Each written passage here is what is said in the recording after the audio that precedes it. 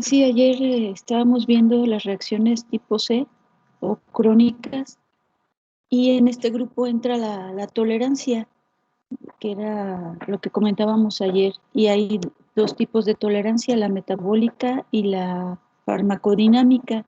Y dentro de la farmacodinámica, dependiendo del tiempo en el que se presente, se habla de una tolerancia crónica o una tolerancia aguda o taquifilaxia. En esta categoría, bueno, también entrarían algunos otros, en estos efectos crónicos también entrarían algunas otras manifestaciones relacionadas con la acumulación de las sustancias en algunos tejidos y el daño que se produce por acumulación, que, bueno, algunos autores lo consideran como más bien un efecto toxicológico por acumulación, pero también algunos otros lo consideran como crónico por esta como es una acumulación y es una exposición por un tiempo prolongado, el efecto puede ser consecuencia de esa administración reiterada. Aquí, bueno, esto es todavía hablando un poco de lo que comentábamos ayer. Una administración continua puede ocasionar este efecto adverso que es la tolerancia, los tres tipos de tolerancia. Y esto también puede traer como consecuencia la dependencia tanto física como psicológica, y esto llevar al síndrome de abstinencia. La dependencia es, pues, es la necesidad de mantener la administración continua del fármaco. Y es lo que les comentaba ayer, que esta dependencia puede ser física o fisiológica porque el fármaco, la administración, mantiene cierta condición dentro del organismo. Y entonces su interrupción puede traer también consecuencias, la interrupción de la administración. A veces es nada más una dependencia psicológica, es como una sensación de que existe la necesidad, aunque no es real. De hecho, hay pacientes que ya han superado esta dependencia física y no debieran recaer en volver a administrarlo, pero ya hay, por eso se habla de una dependencia psicológica, porque si el paciente recae en esta administración por esa sensación de necesidad, aunque ya no haya la necesidad real. Y bueno, el síndrome de abstinencia pues es un conjunto de síntomas que se manifiestan al interrumpir la administración, sobre todo cuando es una interrupción abrupta y después de que se ha acostumbrado el organismo a recibir de manera continua la administración del fármaco por estos cambios adaptativos. Y hay diferentes síndromes de abstinencia dependiendo de la sustancia a la que haya ocasionado estos cambios adaptativos. En algunos casos son leves, en algunos casos sí llegan a ser síntomas graves, incluso pues tan graves que pueden ser mortales. Aquí en esta tabla les muestro algunos. Por ejemplo, hay una dependencia al alcohol, a la nicotina. Estas son algunas de las sustancias que más comúnmente crean tolerancia, dependencia y el síndrome de abstinencia. Bueno, por mencionar, los opioides son fármacos que se utilizan para el tratamiento de dolor intenso. Están la morfina y hay algunas sustancias, la heroína, que ya no se utiliza, originalmente fue sintetizada para ser utilizada como fármaco, pero crea tal grado de tolerancia, dependencia, y su síndrome de abstinencia es tan intenso que pues ya ha dejado de utilizarse como fármaco para el tratamiento del dolor, pero se sigue sintetizando y ahí más bien se ha convertido en una droga de abuso, porque bueno, los pacientes sí, o las personas que lo consumen obtienen una sensación de bienestar mientras lo consumen, pero además de que tiene algunas consecuencias, algunos efectos adversos colaterales y secundarios, también trae este problema de la tolerancia y la dependencia, y después de estarlo consumiendo y de que haya cambios adaptativos en el organismo, se genera el síndrome de abstinencia por interrupción del consumo. Igual si es por una administración controlada, por farmacológica en la que hay una prescripción. También si hay algún adicto que no lo está consumiendo simplemente por necesidad terapéutica, en ambos casos tiene que haber un control en el retiro de estos fármacos, de estas sustancias, porque puede pues llevar al síndrome de abstinencia. En algunos casos, pues dependiendo aquí la intensidad de los síntomas, depende también un poco de la sustancia. No es lo mismo a lo mejor heroína que codeína, que pertenecen al mismo grupo, ambos son opioides, pero no es la misma intensidad del síndrome de abstinencia.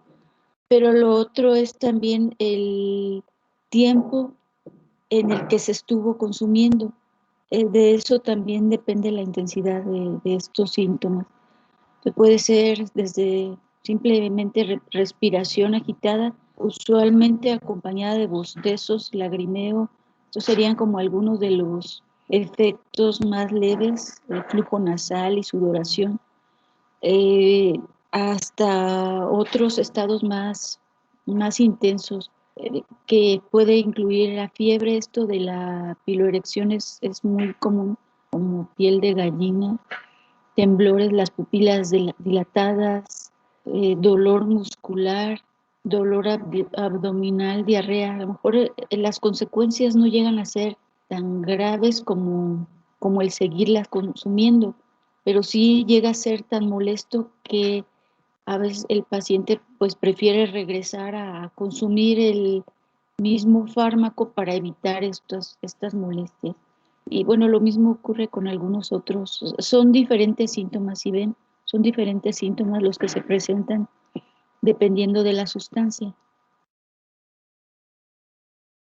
Bueno, eso con respecto, y terminando un poco lo que comentábamos ayer. Otro grupo de efectos adversos son clasificados como de tipo D, y aquí están las sustancias cancerígenas, o carcinogénesis, bueno, las cancerígenas, y las teratógenas o teratogénesis. La carcinogénesis, pues, es la generación de células, o un crecimiento anormal de las células, multiplicación celular anormal, hasta convertirse en tumores malignos. Es un desarrollo anormal de las células. Y esto hay diferentes pues situaciones que pueden desencadenar este desarrollo, pero también aquí pues se considera la exposición a algunas sustancias, incluyendo la de algunos fármacos que promueven este desarrollo anormal.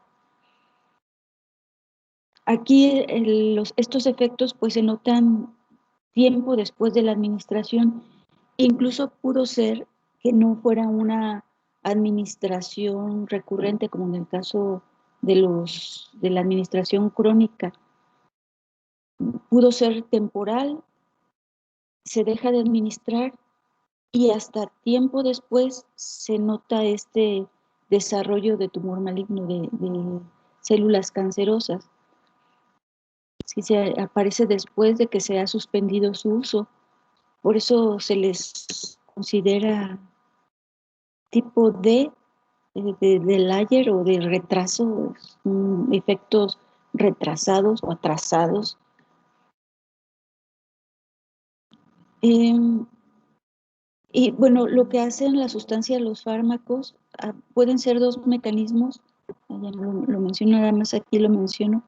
El mutágeno, son sustancias que alcanzan el núcleo, que provocan cambios en la secuencia de bases del DNA, esos cambios genéticos pueden promover, pues si son los cambios adecuados para promover esto es lo que se va a desarrollar. Va a hacer que las células se modifiquen y entonces empiecen a multiplicar de manera desmedida hasta formar tumores que incluso se desprenden de estos tumores y viajan hacia otras partes del organismo. Eso puede ocurrir, algunas sustancias son mutágenas. Lo más común es esto, la activación de oncogenes. Se supone que pues, la mayoría o una proporción de la población tiene estos oncogenes como parte de su acervo genético, pero en la mayoría de los casos y durante mucho tiempo se encuentran como apagados, no funcionan. Cuando se activan esos oncogenes es que se envía la señal para esta proliferación y multiplicación celular irregular, desmedida y la generación de tumores malignos. Entonces son los dos mecanismos, uno, el que el fármaco también alcance el núcleo y alcance a activar a estos oncogenes. Aquí, pues las sustancias, cuando veíamos en la unidad pasada los mecanismos de acción, los mecanismos, no es cierto, todavía en esta unidad hablábamos de farmacodinamia, de los receptores que están acoplados a factores de transcripción, sobre todo los fármacos que tienen ese mecanismo de acción, por ejemplo, los estrógenos o pues los mineralocorticoides, son fármacos que actúan a nivel de material genético y son los que tienen esta facultad no solamente de promover la síntesis, sino al actuar directamente sobre el DNA, activar algunos oncogenes y promover este desarrollo de tumores malignos. Entonces, bueno, hay algunas sustancias que tienen esta capacidad de producir carcinogénesis, son carcinógenos o cancerígenos, son sinónimos. Y nada más, bueno, tener en cuenta que el desarrollo de estos tumores se observa incluso a veces años después de que hubo la exposición o la administración de estos fármacos. No sé si hasta aquí tengan alguna duda o comentario.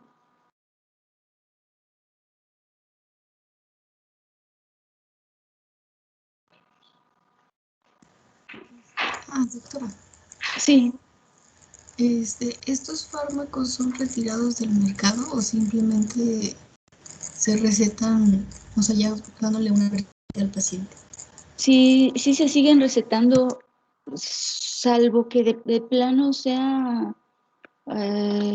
muy agresivo, entonces se retiran, pero generalmente, por ejemplo, de este grupo se habla de los anticonceptivos, tienen esta capacidad, pero se supone que si se hacen de manera controlada, pues se disminuye el riesgo.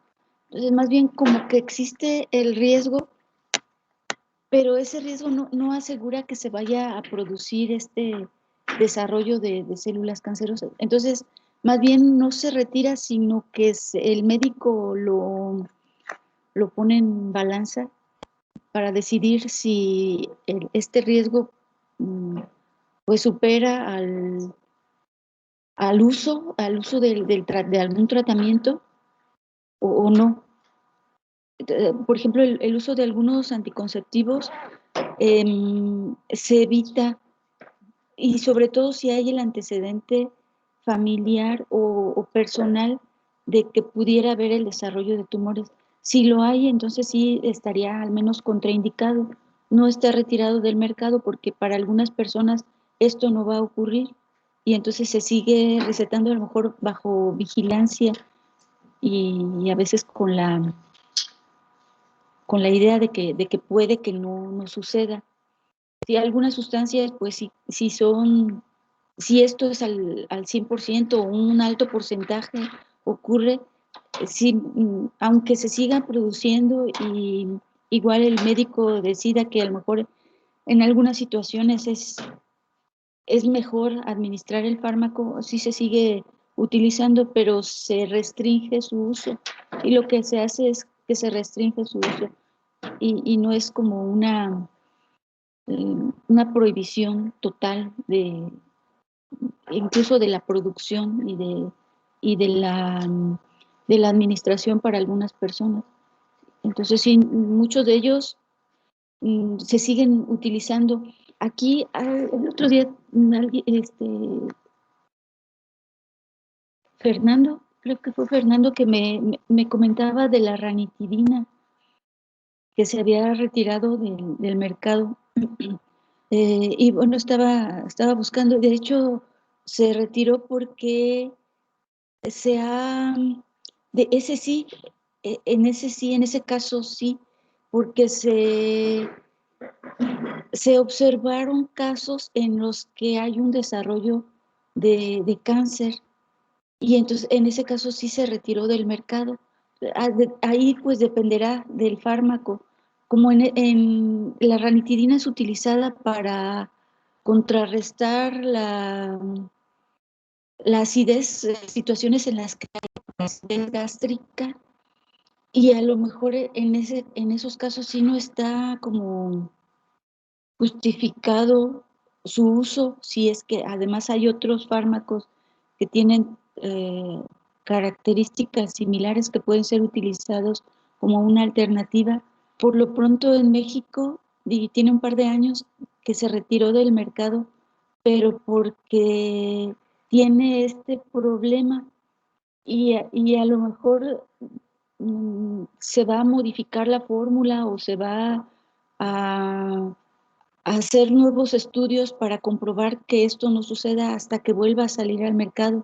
Entonces es muy probable que después regrese con algunas modificaciones y a lo mejor algunas sugerencias de uso, algunas contraindicaciones, eh, y es probable que regrese. Por lo pronto, en este caso sí se ha retirado.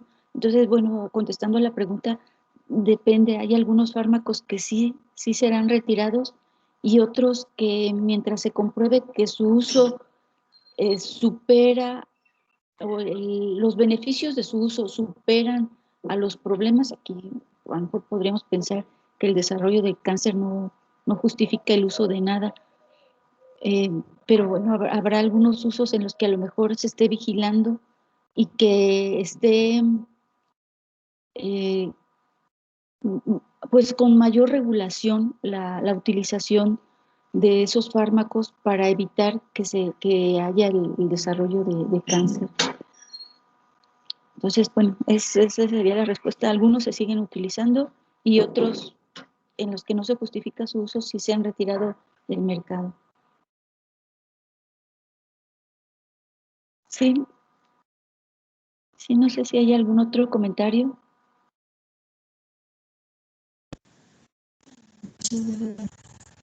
No, de nada.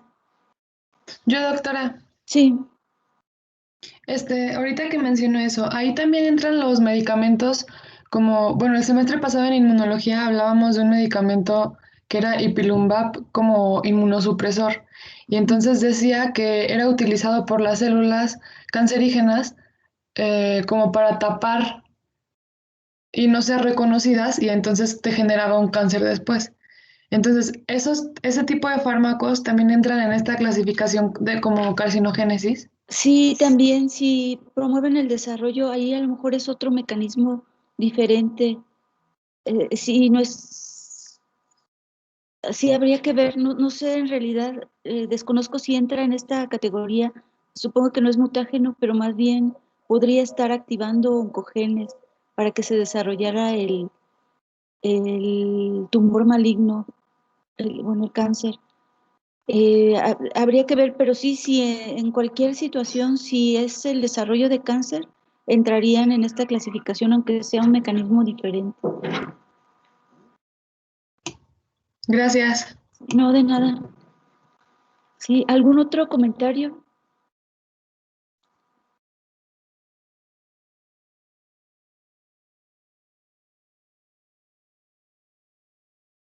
Y bueno, por último, este es otro grupo o es otro tipo de efectos adversos también clasificados como del tipo D.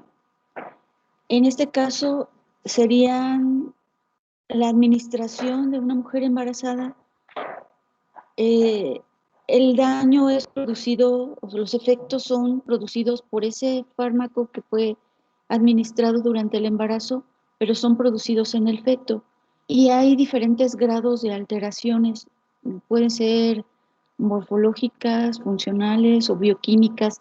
Algunas de ellas se detectan durante la gestación, algunas se detectan hasta el nacimiento y algunas incluso tiempo después del nacimiento. Por eso son clasificadas también como de tipo D. Sí, generalmente no es una administración y que inmediatamente se vayan a observar los efectos, porque como son alteraciones durante el desarrollo del feto, es que se va observando esta modificación. Aquí, bueno, hay una clasificación en teratogénesis también, dependiendo del tipo de efectos que se produzcan en mayores o menores. Entre las mayores, sí producen malformaciones de estas, bueno, hay diferentes mecanismos. Algunas de ellas afectan la síntesis de proteínas o directamente sobre el DNA.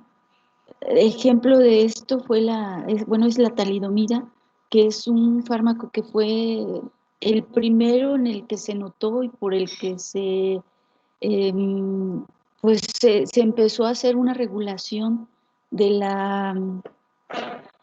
de las características de los fármacos y de su administración durante el embarazo. La talidomida, bueno, es muy conocida esa historia, fue administrada en los años 60 como para contrarrestar las náuseas y vómito en las embarazadas, pero pues muchos de los niños, gran cantidad, aquí sí fue como casi una epidemia, los niños que nacieron eh, y que sus madres fueron medicadas con este fármaco, sufrieron de focomegalia, nacieron sin brazos, sin piernas, eh, en- bueno, sin extremidades, eso es la focomegalia. Y bueno, a partir de ahí ya empezó a haber una regulación de la administración de los fármacos durante el embarazo. Aquí también me faltó esa tabla. Hay una tabla de clasificación de los fármacos, ahorita si no, ahorita la buscamos. Mm, y bueno, hay algunos otros daños menores. Por ejemplo, las tetraciclinas también, la administración durante el embarazo está contraindicada. Aquí la talidomida pues se ha dejado de utilizar por este problema. Las tetraciclinas también están contraindicadas porque se acumulan en tejido óseo y entonces puede haber alteraciones si está en pleno desarrollo, sobre todo se nota en el feto, incluso también está contraindicado en niños, se acumula en los huesos y hay un retraso en el crecimiento. En el feto pues hay especial acumulación y esto provoca alteraciones, no solamente, se ven especialmente en el crecimiento, hay como una disminución en el crecimiento, pero también puede haber ahí algunas malformaciones por esta acumulación en tejido óseo.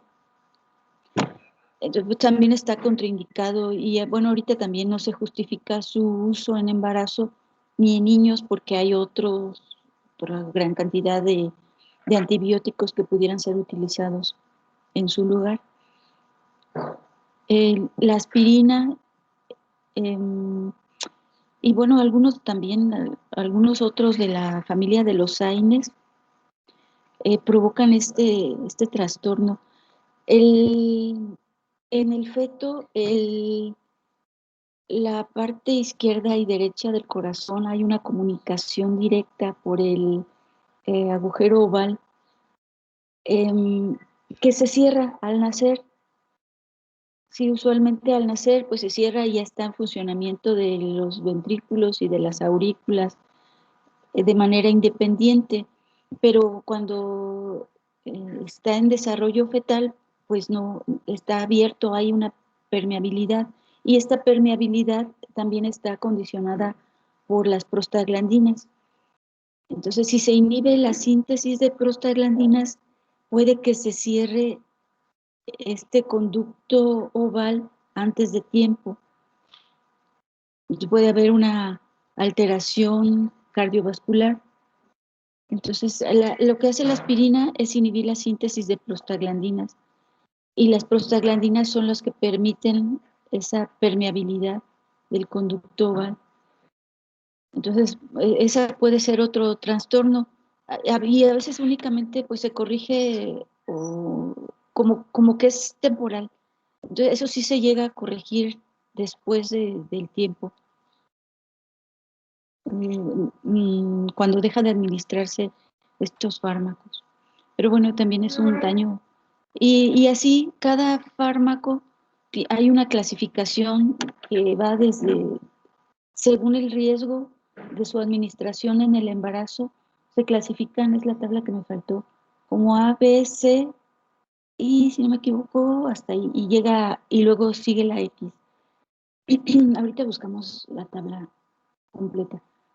Pero los que se clasifican como A se, eh, se pueden administrar, esos ya han sido probados, se administran, han sido probados tanto en animales como en humanos y no hay riesgo de su administración.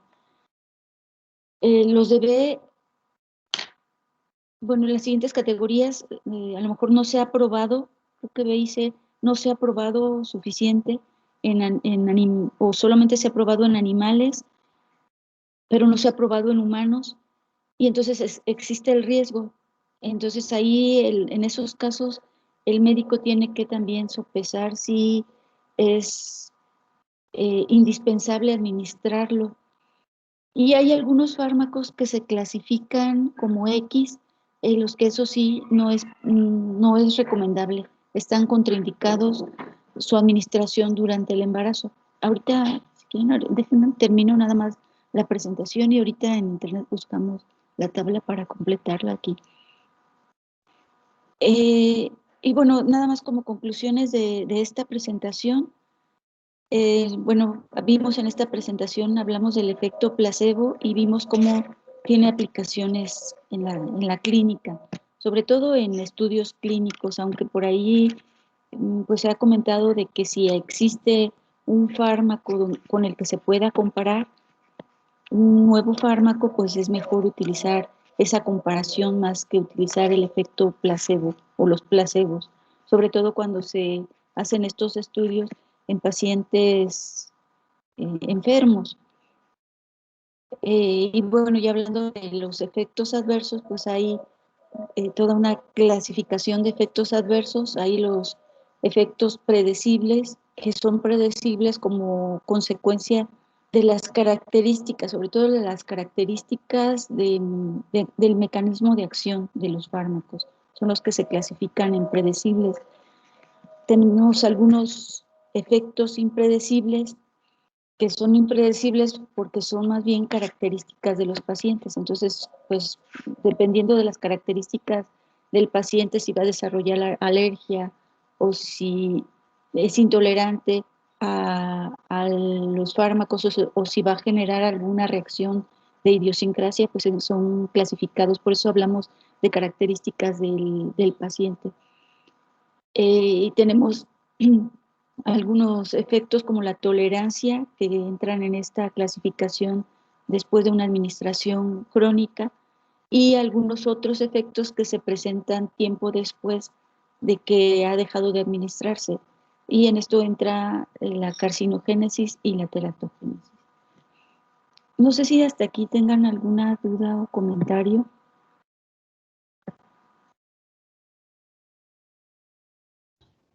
Maestra, entonces, en la teratogénesis, bueno, la mayor, se tiene que ver una modificación en el ADN o, por decirlo así, como en algo más molecular, por así decirlo, y en la menor es algo que se puede ver a simple vista.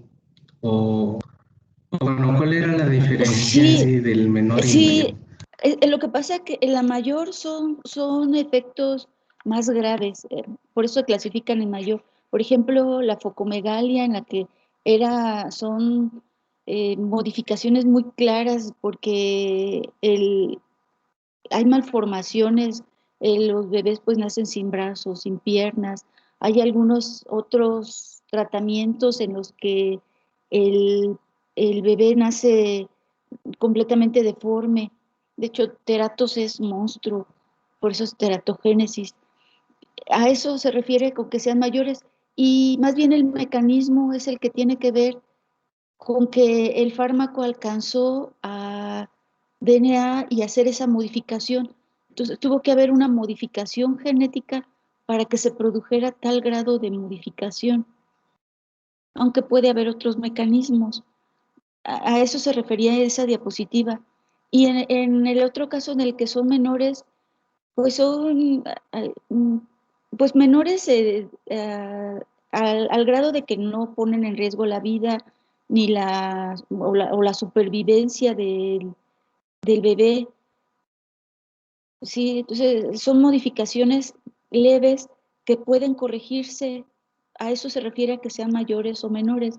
Y varían un poco en el mecanismo. Igual pudiera haber alguna modificación genética, tal vez en algún trastorno menor, pero más bien a eso se refiere, mayores a que son claras deformaciones o que ponen en riesgo la supervivencia del bebé, y las menores pues como quiera se pueden llevar o a lo mejor con alguna intervención se pueden corregir y el bebé puede seguir un desarrollo normal en lo que llamamos normal, como la mayoría de la población. A eso se refiere, mayores o menores. Y los mecanismos varían, entonces puede haber mecanismos bioquímicos que tengan que ver con esas modificaciones menores. Ok, gracias. Sí, a ver, voy a buscar esa tabla, a ver si la encuentran ustedes en internet. Déjenla busco, nada más que no me salgo de aquí.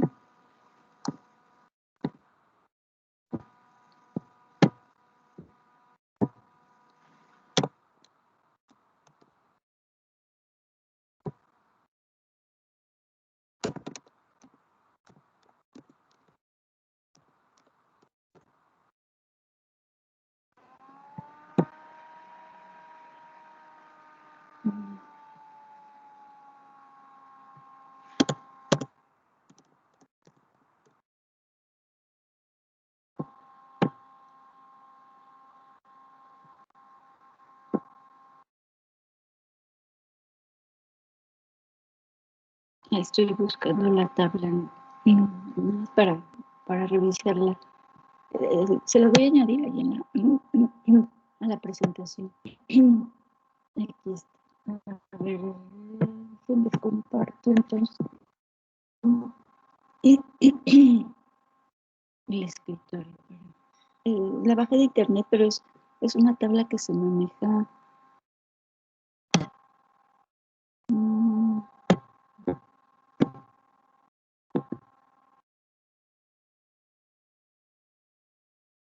No sé si ahí la ven.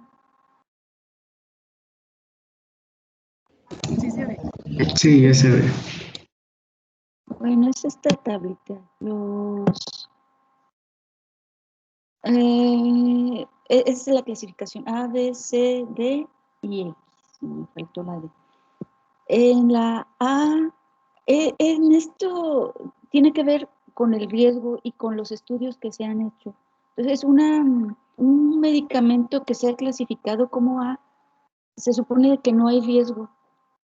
No hay riesgo en el embarazo, ni pruebas de riesgo. Entonces, se han hecho, en este se supone que están todos los fármacos que ya han probado que tanto en animales de experimentación como en humanos, que no representan un riesgo para la salud del bebé.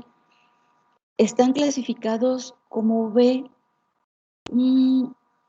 Si esta no viene tan completa. Bueno, no hay riesgos para el feto, pero aún no existen. Sí, es que en el B, como que se han hecho estudios en animales de experimentación y en animales no se observaron riesgos no se observaron ningún efecto por la administración, pero no se han hecho estudios en humanos.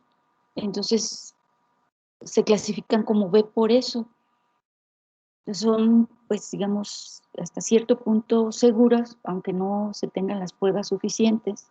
Al menos en animales ya se probó que no. Pero sí, todos los medicamentos tienen que haber sido evaluados en humanos. Y a veces, pues, esto, como para hacer experimentos con mujeres embarazadas, pues, no está tampoco tan fácil de hacer. En el tipo C, o esta clasificación C, la clase C, de riesgo durante el embarazo, aquí se observó que existen efectos en animales, pero tampoco no hay estudios en humanos. Entonces aquí,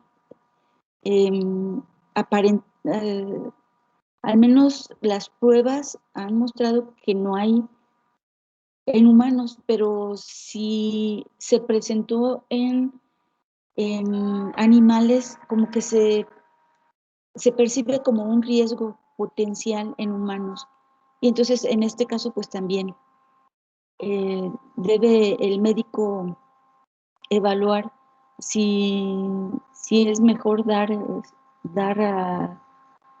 este tratamiento a la mujer embarazada o mejor buscar otro tratamiento. En la clasificación de también aquí aquí sí está probado que va a haber un riesgo para la salud del bebé, pero hay situaciones en las que no puede dejar de medicarse a la mamá. Entonces, como que se evalúa si se corre el riesgo o no. En esta clasificación sí hay el riesgo, pero pudiera administrarse en las mujeres embarazadas. Y ya como clase X, aquí sí están comprobada que se producen anormalidades en el bebé y que cualquier situación en la que se puedan administrar estos fármacos no va a ser justificable sobre los riesgos que van a ocurrir en el desarrollo del bebé, que aquí entraría la talidomida. Y a lo mejor algunos de los otros ejemplos con riesgos menores podrían entrar en la clasificación de... ¿sí? Entonces, bueno, esta es una clasificación. Después, ahora que terminemos ya la siguiente unidad también, analizamos algunos fármacos y vemos incluso todo lo que corresponde, me gustaría analizar incluso la farmacocinética, todo lo que corresponde a mecanismos de acción, a ver qué tanto describen los diferentes grupos de fármacos, más bien los diferentes receptores sobre los que actúan y también los efectos adversos, si los podemos clasificar en alguna de estos tipos, de los 4 tipos a los que veíamos. Algunos de ellos incluso mencionarán el riesgo durante el embarazo, pero eso lo podemos analizar cuando terminemos ya también la farmacometría, que es la unidad que sigue. No sé si hasta ahorita hay alguna duda o comentario.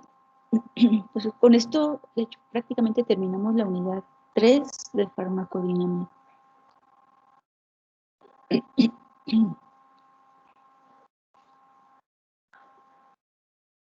Y bueno, no sé si no, vamos a comenzar con la unidad 4. Les comentaba que es corta, pero tal vez... la tabla, Angélica Muñoz nos comparte la tabla. Sí, aquí viene, a ver, vamos a ver. si viene un poco más de descripción, y más o menos es lo mismo. No se ha demostrado riesgo en humanos. La B no se ha demostrado en animales, pero no se ha confirmado en humanos. La C se ha demostrado efectos teratogénicos en animales, pero tampoco no se sabe bien qué sucede en humanos. Y el D se ha observado ya que sí produce efectos teratogénicos, pero pudiera ser el beneficio de la administración superior al riesgo del embarazo. Y bueno, la X que comentábamos que sí, que es así, están contraindicados. Un fármaco que sea clasificado como X no debe administrarse entre el embarazo. Bien, gracias, Angélica. Bueno, no sé, ¿alguna otra duda o comentario? Si no, podemos comenzar con la unidad 4. Pues vamos a iniciar en este tiempo que nos queda. Les comparto una presentación.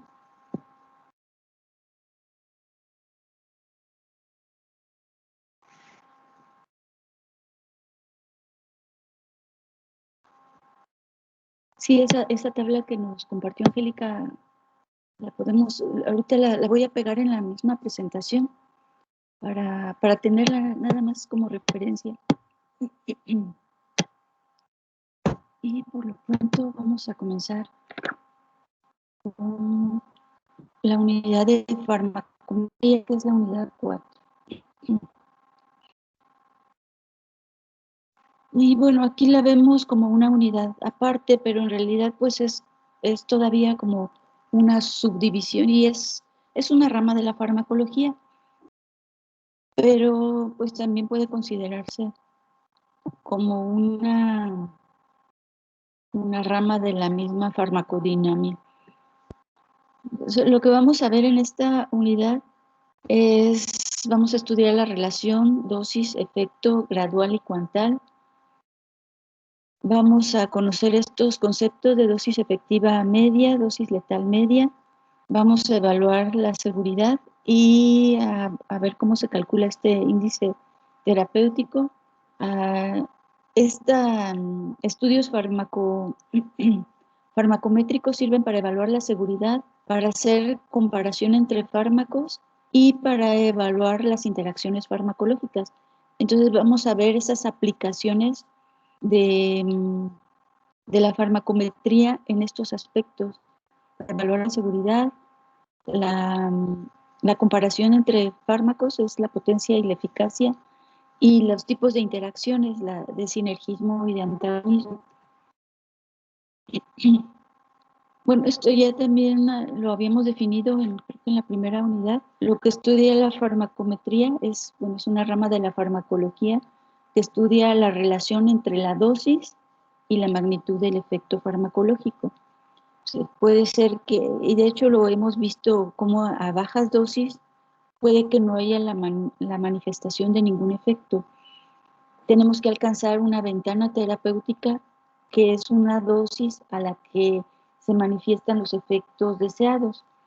Y sobrepasando esa dosis, pues va a haber un incremento, va a comenzar a haber incluso otro tipo de efectos que ya caen en la categoría de efectos toxicológicos. De cualquier modo, la intensidad del efecto, incluso si estamos observando un efecto terapéutico, va a depender de la dosis. Puede ser que no se observe o que se observe cuantitativamente en una proporción baja o en mayor proporción. Ahorita vemos cómo se cuantifica. Entonces, es la cuantificación del efecto respecto de la dosis. Eso es lo que estudia la farmacometría. El efecto, ya lo hemos definido, pues es la manifestación de la acción farmacológica, la manifestación, la respuesta del organismo son efectos observables o medibles, es la manifestación observable y o medible como consecuencia de la administración de un fármaco y de sus acciones sobre el organismo. Cuando los efectos son observables, decimos que son cualitativos o cuantales, y cuando son medibles, decimos que son cuantitativos o graduales. Los efectos observables o efectos cuantales siguen la ley del todo o nada, y simplemente decimos que se manifiestan o no. No sé si ahorita se les puede ocurrir algún efecto observable.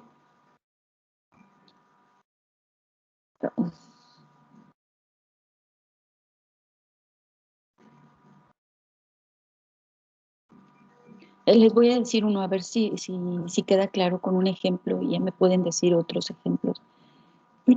Náuseas. Puede ser un efecto, a lo mejor no es un efecto terapéutico, o el quitar las náuseas sería un efecto terapéutico de algún fármaco. No tenemos una escala de medición, entonces sigue la ley de todo o nada, simplemente es algo que se aprecia o que el paciente aprecia. ¿Se le quitaron las náuseas o no se le quitaron? Es simplemente por apreciación, sin que tengamos una escala de medición. No sé si con este ejemplo queda claro lo que son los efectos observables y me pudieran dar algún otro ejemplo.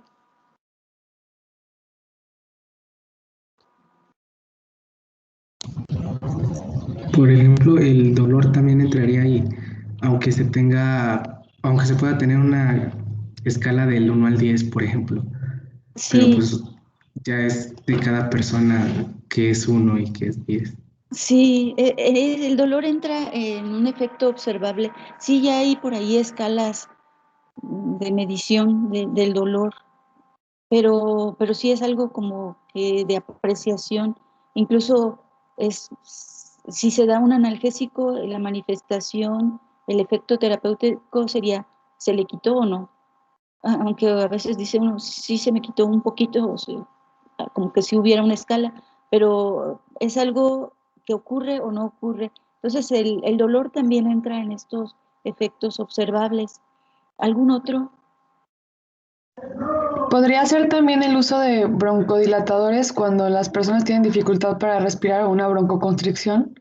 Sí, podría ser también ahí, es la apreciación nada más si aumentó la capacidad respiratoria o no. También puede que haya alguna escala de medición, pero podría ser simplemente la observación de sí o no. Algunos como que se traslapan, incluso pudiéramos aquí considerar la fiebre.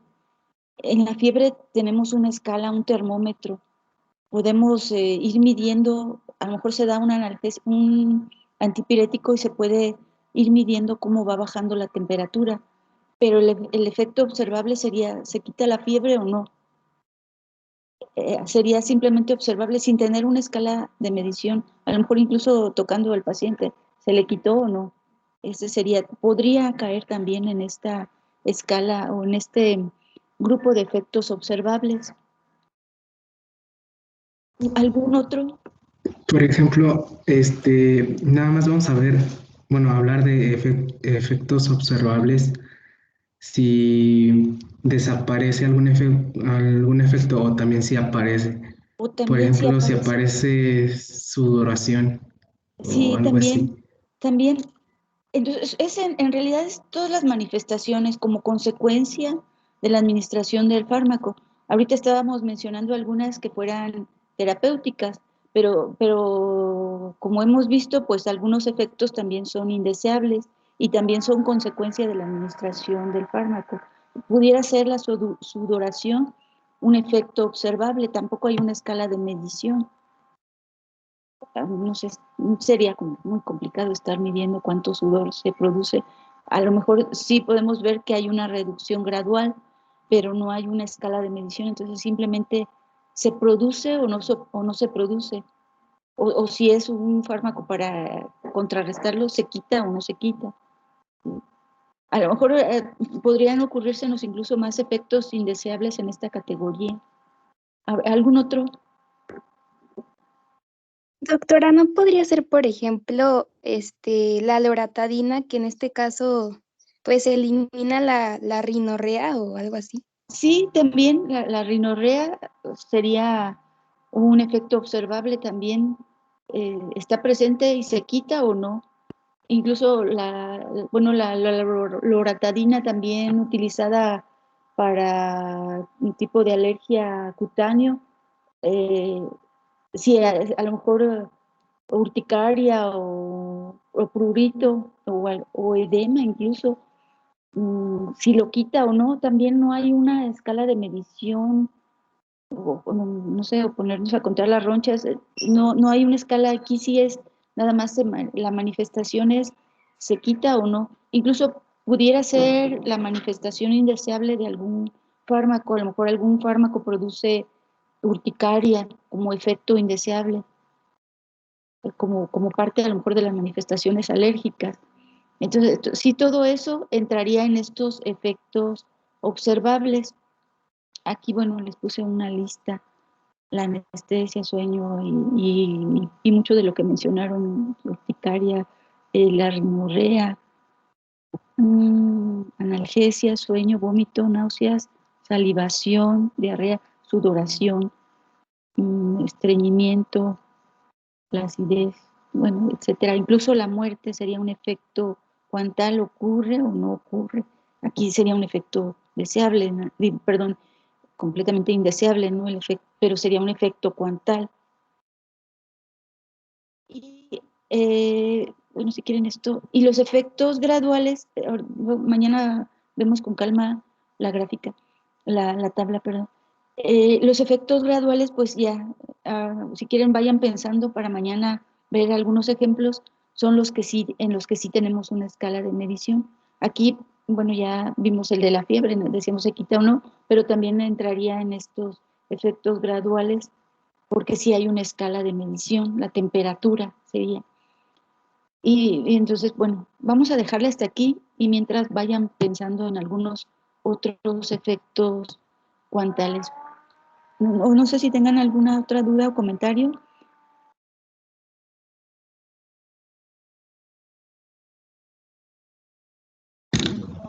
Maestra, en la presentación de placebo ya la subió. Ya la subí, pero me faltó incluir esta tabla, entonces dejen cambiárselas, nada más para subir la tabla, para pegar la tabla. Pero sí ya está ahí la presentación, ahorita se las corrijo. Ok, gracias. No, de nada. Entonces, bueno, pues si no hay otro comentario o duda, hasta aquí nos Doctora, quedamos. Sí, Andrea. la tos también entraría en un efecto cuantal. También entraría en un efecto